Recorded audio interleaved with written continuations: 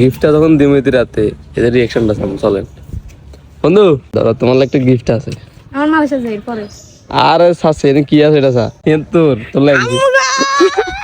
আসসালামু আলাইকুম গাইস, চলে আসছি আরো একটা নতুন ব্লগ লই। আজকের ভিডিও কে নিয়ে ওটা কিন্তু আমরা আশা করি বুঝে গেছে। তো আমার ছোট বোনের একটা স্বপ্ন হইতে একটা আইফোন চালাই। অনেকদিন ধরে আর কইতাছে ভাই আর একটা আইফোন লই, আর একটা আইফোন লই, কিন্তু তার কাছে টাকা ছিল না, ওই কারণে লই দিতাম পারি। প্রত্যেক দিনের মতন ঘুমোতে নড়ি প্রথমে বিছানা গুলো গোছাই নি, বিছানা গোছাই দিব এরকম তার কেউ নাই। আগে ছিলাম 18 বছর সিঙ্গেল, আর এখন আরো 1 বছর পাইছে, মানে 19 বছর সিঙ্গেল। বিছানা গোছানোর পর প্রত্যেকদিন যে কাজটা করি, ফেসবুক ইউটিউব টিকটক চেক করে দেখি আপনারা কি কি কমেন্ট করছে। এরপর ব্রাশটার হলে চলে এসে ডাইরেক্ট পুকুর ঘাটে। গাইজ এই পুকুর ঘাটটা হচ্ছে আনলাই খুব প্রিয়, মানে এনাইলে আর মনটাই ভালো হয়। আর মেন হচ্ছে গিয়ে গোসল করতে এই জায়গা এত ভালো লাগে, এক কথায় সোজাসুজি বলতে গেলে এটা গরিবের ওয়াশরুম। হ্যাঁ, কালকে রাতে আইফোনটা কিনছিলাম, কেনার পর আলমারির মধ্যে রাখছি, সাথে একটা কভার আছে। যেহেতু সারপ্রাইজ দেব, চলেন রাস্তায় অপেক্ষা করা যাক।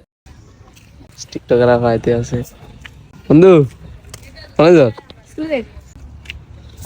গাইস হেদি স্কুলে চলে যা, ঠিক আছে? মানে হেতি জানা না যে দিলে কি গিফট আছে। তো গিফট হয়েছে এনে মানে এতে রিঅ্যাকশনটা চাবো চলেন।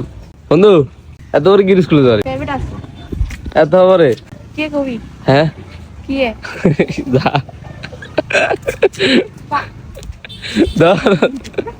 দরকার যা দাঁড়িয়ে তো কবি না। দাও, তোর একটা গিফট আছে। আমার মাল এসে যাই পরে। আরে সাসে এনে কি আছে এটা সা এটা হচ্ছে আইফোন 14। এটা হচ্ছে ফাইনালি এতে গিফট করে দিলাম, খুশি নি?